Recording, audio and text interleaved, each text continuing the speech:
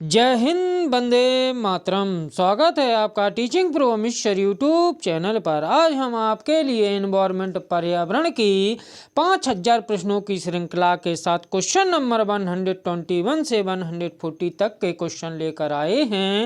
ये सभी क्वेश्चन हैं वो विभिन्न शिक्षक भर्तियों में बार बार पूछे गए हैं। तो आइए इस क्लास में सबसे पहले हम क्वेश्चन नंबर 121 देखते हैं। इस क्वेश्चन में कि निम्नलिखित में से कौन सी प्राकृतिक वनस्पति मरुस्थलीय प्रदेशों में पाई जाती है। ऑप्शन फर्स्ट में दिया है महोगनी, ऑप्शन बी में दिया है कैक्टस, ऑप्शन सी में दिया है फर, ऑप्शन डी में दिया है चंदन। तो यहाँ से हम कह सकते हैं कि मरुस्थलीय प्रदेशों में पाई जाने वाली वनस्पति है वो कैक्टस है। तो यहाँ से क्वेश्चन नंबर 121 का आंसर हो गया ऑप्शंस बी। आइए इसी प्रकार क्वेश्चन नंबर 121 देखते हैं कि निम्नलिखित में से कौन सा वृक्ष जैविक कीटनाशक का उत्पादक है।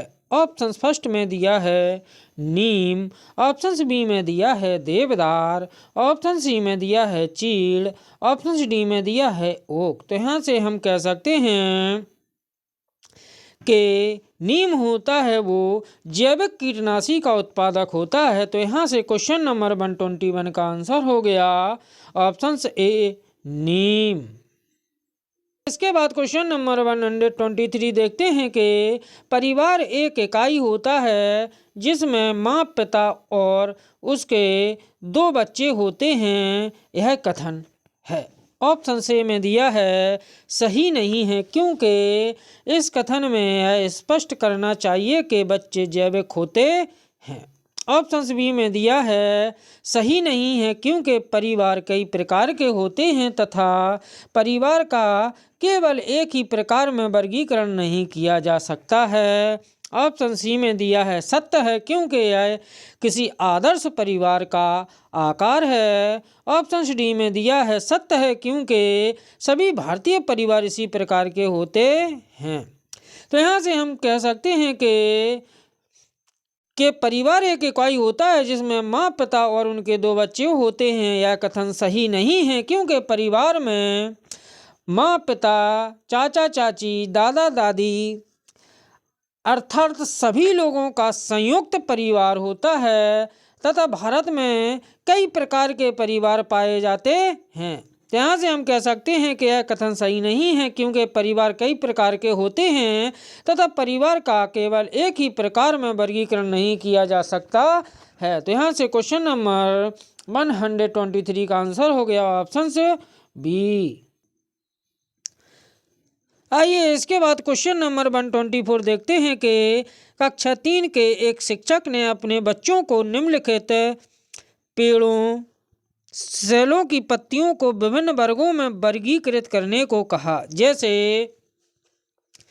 नींबू, आम, तुलसी, पुदीना, नीम, केला आदि। कुछ विद्यार्थियों ने पत्तियों का वर्गीकरण इस प्रकार किया कि ऑप्शन फर्स्ट में दिया है दवाओं के गुणों वाली पत्तियां और दवाओं के गुण से रहित पत्तियां। 2 में दिया है बड़ी पत्तियां और छोटी पत्तियां। और शिक्षक ने समूह में 1 को सही माना और समूह 2 को गलत। तो निम्नलिखित प्रश्नों में से कौन सा कथन अधिगम और आकलन के प्रति शिक्षक के दृष्टिकोण को प्रतिबिंबित करता है। ऑप्शन से में दिया है यह क्रियाकलाप पत्तियों से सूचना ग्रहण करने पर केंद्रित है, जिसका भिन्न अर्थ लगाया जा सकता है। ऑप्शन बी में दिया है बच्चे बहुत प्रकार के संदर्भों को कक्षा में ले जाते हैं जिनकी सराहना होनी चाहिए। ऑप्शन सी में दिया है अपने अनुभवों पर निर्भर करते हुए बच्चे वर्गीकरण के बहुत से तरीकों का उपयोग कर सकते हैं। ऑप्शन डी में दिया है वर्गीकरण का कार्य बहुत विशिष्ट और स्त्रीकृत है तथा इसका एक ही सही उत्तर होता है। यहाँ से हम कह सकते हैं कि क्वेश्चन नंबर 124 का आंसर होगा ऑप्शन डी के वर्गीकरण का कार्य बहुत विशिष्ट और स्त्रीकृत होता है। इसका एक ही सही उत्तर होता है। यहाँ से क्वेश्चन नंबर 124 का आंसर हो गया ऑप्शन डी। इसके बाद क्वेश्चन नंबर 125 देखते हैं कि निम्नलिखित में से कौन सा पक्षी कैक्टस पौधे के कांटों के बीच अपना घोंसला बनाता है। ऑप्शन फर्स्ट में दिया है शकरखोरा, ऑप्शन बी में दिया है बया, ऑप्शन सी में दिया है कलचड़ी, ऑप्शन डी में दिया है फाख्ता। तो यहाँ से हम कह सकते हैं कि फाख्ता पक्षी होता है वो कैक्टस पौधे के कांटों के बीच अपना घोंसला बनाता है। तो यहाँ से क्वेश्चन नंबर 125 का आंसर हो गया ऑप्शन डी फाख्ता। आइए इसके बाद क्वेश्चन नंबर 126 देखते हैं कि किसी पशु के विषय में नीचे दिए गए विवरण को पढ़िए और इस पशु को पहचानिए कि वह भालू जैसा दिखता है परंतु भालू नहीं है। यह दिन के लगभग 17 घंटे वृक्षों की शाखाओं से उल्टे लटक कर सोता है। यह जिस वृक्ष पर रहता है उसी की पत्तियां खाता है। यह लगभग 40 वर्षों तक जीवित रहता है। तो यहाँ से हम कह सकते हैं कि ऐसा जानवर होता है वो स्लॉथ होता है जो भालू जैसा दिखता है, तथा यह जानवर होता है बहुत ही आलसी होता है। यह दिन के 17 घंटे सोता है तथा पेड़ों की डालियों पर उल्टा लटक कर 17 घंटे सोता है और जिस वृक्ष पर रहता है उसी की पत्तियां खाता है तथा उसका जीवन काल होता है वो 40 वर्षों का होता है। तो यहाँ से हम कह सकते हैं कि क्वेश्चन नंबर 126 का आंसर होगा ऑप्शन डी स्लॉथ। आइए इसके बाद क्वेश्चन नंबर 127 देखते हैं कि नीचे दिए गए जीवों के समूहों में से किनकी दृष्टि श्रेष्ठ होती है तथा वे मनुष्यों की तुलना में 4 गुना अधिक दूरी तक की वस्तुओं को देख सकते हैं। ऑप्शन ए में दिया है बाघ, तेंदुआ, सांड, ऑप्शन बी में दिया है सांप, रेशम कीट, छिपकली, ऑप्शन सी में दिया है चील, गरुड़, गिद्ध, ऑप्शन डी में दिया है मधुमक्खी, मच्छर और तितली। तो यहाँ से हम कह सकते हैं कि चील, गरुड़ और गिद्ध ऐसे पक्षी होते हैं जिनकी दृष्टि होती है वो मनुष्यों की तुलना में 4 गुनी होती है। तो यहाँ से क्वेश्चन नंबर 127 का आंसर हो गया ऑप्शन सी। आइए इसके बाद क्वेश्चन नंबर 128 देखते हैं कि पशुओं की त्वचा पर विविध पैटर्न या डिजाइन होते हैं, क्यों। ऑप्शन ए में दिया है उस जलवायु के कारण होते हैं जिसमें वे रहते हैं, ऑप्शन बी में दिया है उनकी शारीरिक शक्ति को इंगित करते हैं, ऑप्शन सी में दिया है परावर्तित प्रकाश के कारण होते हैं, ऑप्शन डी में दिया है उनकी त्वचा पर बालों के कारण होते हैं।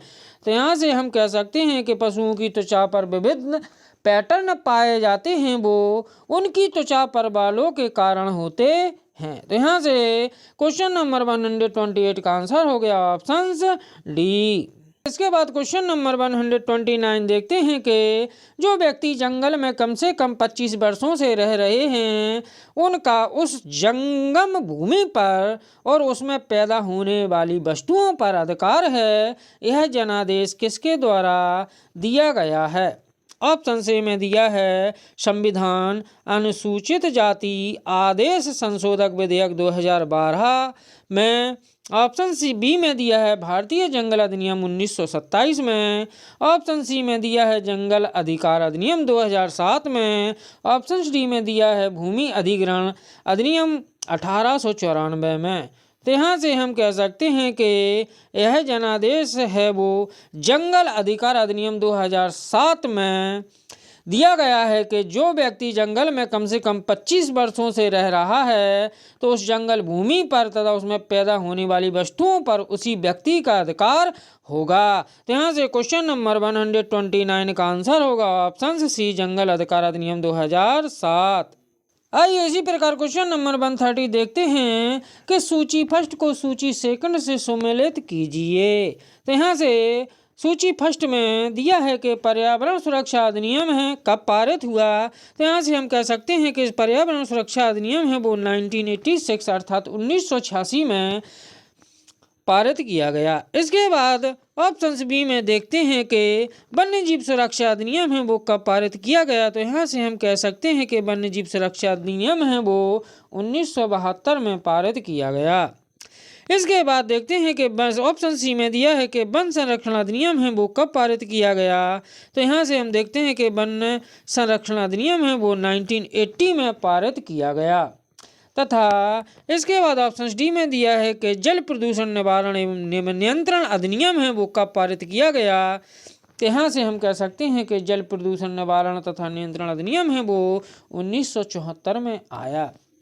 तो यहाँ से ऑप्शंस ए में देखते हैं कि ए का सेकंड है, तो ए का सेकंड ऑप्शन ए में नहीं दिया है, तो यह ऑप्शन गलत हो जाएगा। इसी प्रकार ए का सेकंड ऑप्शन बी में नहीं दिया है, तो यह ऑप्शन भी गलत हो जाएगा। इसके बाद ए का सेकंड सी में दिया है और ए का सेकंड डी में दिया है। इसके बाद ऑप्शन बी देखते हैं, बी का थर्ड है, तो बी का थर्ड केवल ऑप्शन डी में दिया है। तो यहाँ से हम कह सकते हैं कि क्वेश्चन नंबर 130 का आंसर होगा ऑप्शन डी। आइए इसके बाद क्वेश्चन नंबर 131 देखते हैं कि पेड़ों की कटाई घटाती है। ऑप्शन ए में दिया है वर्षा, ऑप्शन बी में दिया है मृदा अपरदन, ऑप्शन सी में दिया है भूस्खलन, ऑप्शन डी में दिया है ए सभी।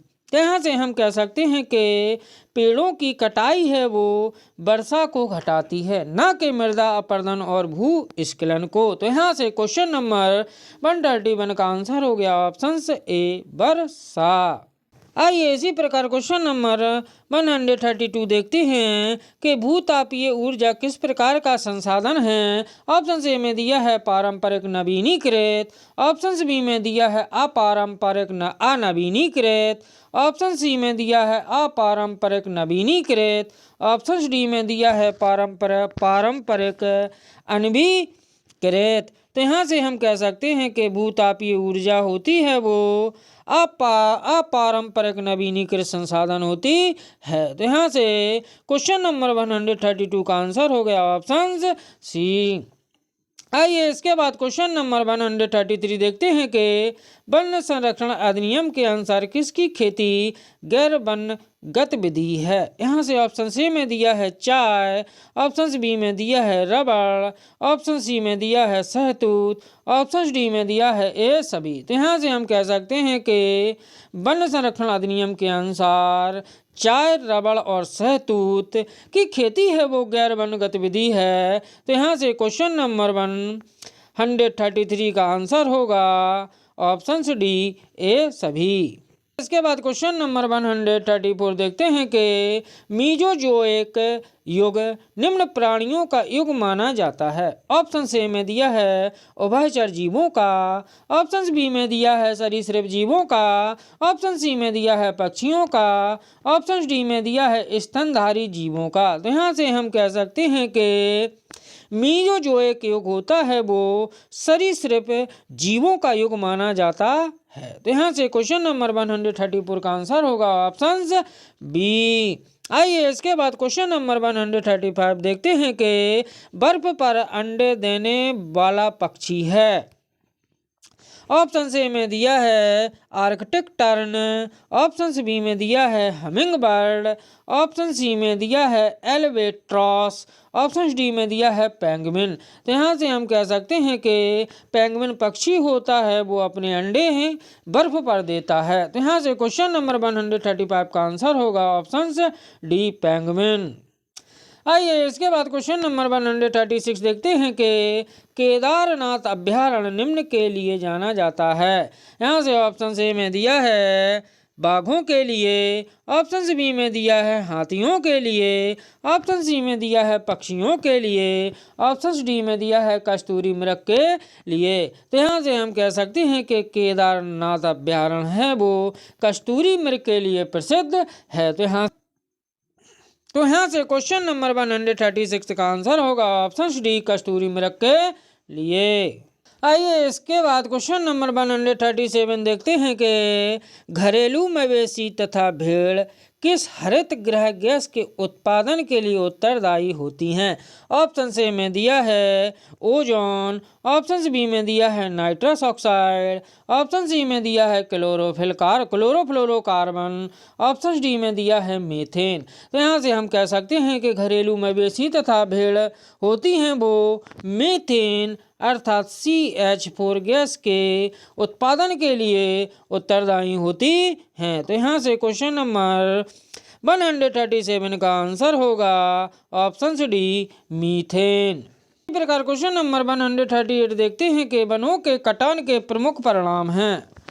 फर्स्ट कथन दिया है इसमें कि वन्य प्राणियों के प्राकृतिक आवास का विनाश। सेकंड कथन में दिया है जल चक्रण पर प्रभाव और थर्ड कथन में दिया है मृदा अपरदन।